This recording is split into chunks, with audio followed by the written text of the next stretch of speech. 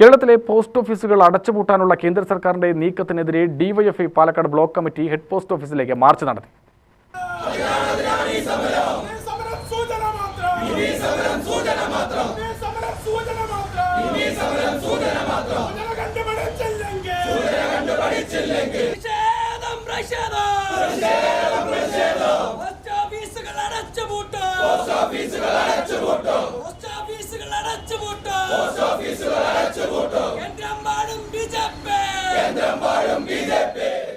DYFI ജില്ലാ president Jayadevan ഉദ്ഘാടനം ചെയ്തു.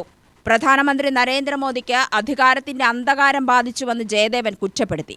കേന്ദ്ര സർക്കാർ എല്ലാ പൊതുമേഖലാ സ്ഥാപനങ്ങളെയും വിറ്റുതുലയ്ക്കുന്നു.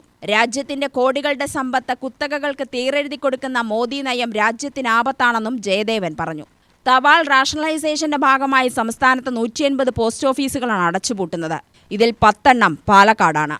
സേവന മേഖലകളെ സാമ്പത്തികം നോക്കി വേർതിരിക്കുന്നത് ജനദ്രോഹമാണ്.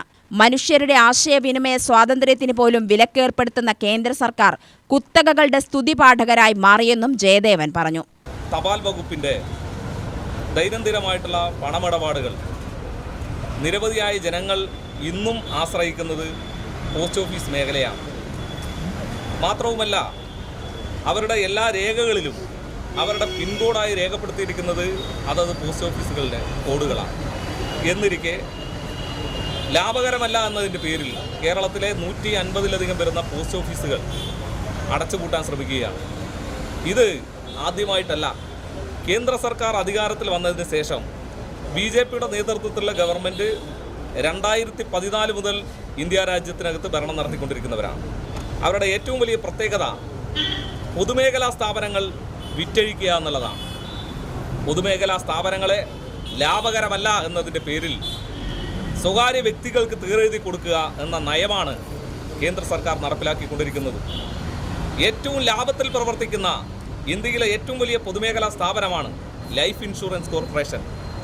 38,000 കോടി രൂപയോളം ലാഭവീതമാണ് LICയിൽ നിന്ന് ലഭിക്കുന്നത്. ആ LICയെ പോലും സ്വകാര്യവൽക്കരിക്കുകയാണ് കേന്ദ്ര ഗവൺമെൻറ് ചെയ്തുകൊണ്ടിരിക്കുന്നത്. ബ്ലോക്ക് പ്രസിഡന്റ് വിനോദ് കുമാർ അധ്യക്ഷത വഹിച്ചു. ജില്ലാ secretary Vipin, block secretary Muhammad Nasim എന്നിവർ സംസാരിച്ചു. UTV news, Palakkad.